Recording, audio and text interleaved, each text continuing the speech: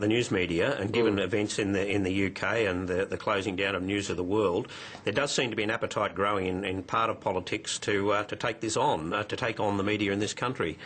Well, I think this is ridiculous. I mean, look, argue with the media on particular issues, but there's nothing fundamentally wrong with the Australian media. You know, I agree with some of what it writes and says, and others I don't. And as for bias, well, I mean, I listen to Labor people talking about media bias. Give me a break. I mean, they ought to remember what Harry Truman said: if you can't stand the heat, get out of the kitchen.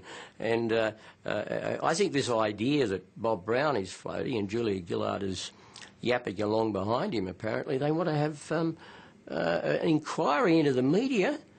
I mean, the media has been inquired into death in this country. They better be careful. They might, might have a revisitation of that, famous appearance of Kerry Packer before the media, the Senate inquiry, where he really bashed them up. I mean, heavens above, let the media do its job. We don't want another inquiry. Did you ever worry in government about the dominance, though, of News Limited and Rupert Murdoch, and did you ever feel as if he threw his weight around to too great an extent? No, I didn't. And in the end, we should remember that the media doesn't have nearly as much influence on events in Australia as politicians often think.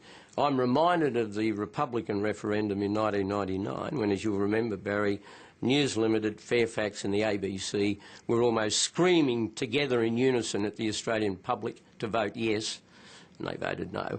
And the only sections of the Australian media that were really strongly opposed to a yes vote were some of the talkback people. I thought at the time you'd set back the cause of a republic for about 10 years, but it looks like being a whole lot more than that. I think so. Yeah, I think so. Yeah. I think it's a very low-level issue with the Australian public, even amongst passionate Republicans.